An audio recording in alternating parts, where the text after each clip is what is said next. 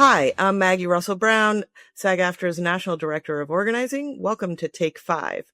I'm here with my colleague Josh Mendelsohn, National Director of News and Broadcast and Senior Labor Counsel. And we're here to walk you through the steps of organizing your own union at your workplace. Workers organize for a lot of different reasons, but if you were to bullet point a few of them, what are some of the issues that workers would like addressed in a union contract? So they're all different. It depends on what, and the proposals and the frameworks that we come up with come from the members. But there are basic economic, meat and potatoes issues, wages, health, retirement, job protection, discipline, stuff like that.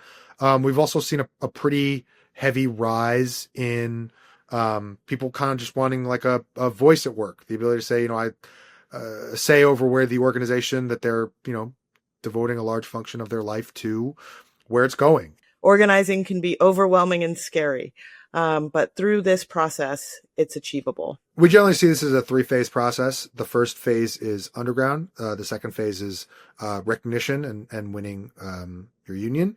And the third phase is negotiating a first contract. So the first phase is underground, which means we want to try and keep this as secret as possible from the employer. As you can imagine, they may not be too keen to learn that their employees are thinking about forming a union.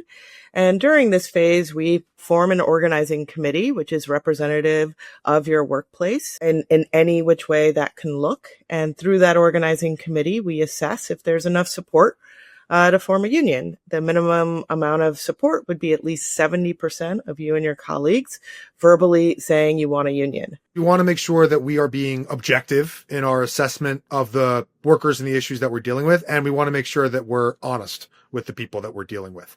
The National Labor Relations Board, which is the agency that regulates this stuff and where we are planning to end up in front of if we do, is focused on employee rights, right? So it's not about the employer, it's not about the union, it's about these employee rights. And they take that seriously, and we take that seriously. This is really all about gathering information and then laying the groundwork for a successful union. Right. So once we, build our foundation and we have 70% supermajority, we move on to phase 2, which is winning recognition. Once there's enough support, what happens next? Usually what we do is we, get authorization cards, people saying that they want to be represented by the union. And then we have a petition and we go to the employer and we say, hey, this is what we want. These are the reasons why. We hope they will say yes. If they don't, we file what's called a representation petition with the National Labor Relations Board to determine whether or not we are the representative of these employees. Part of what the NLRB looks at and what we look at is it's not about, is it the best group? It's about, hey, these employees have rights. We'll bring them together, effectuate everyone's rights. Like, is it fair to them to put them in the same group? And that's how we approach it too. All right. Phase 3, winning the election and negotiating a first contract. Josh, let's say workers vote to unionize. What comes next? Well, winning the election, though a crucial milestone, is not the end. It's the beginning of bargaining the first contract.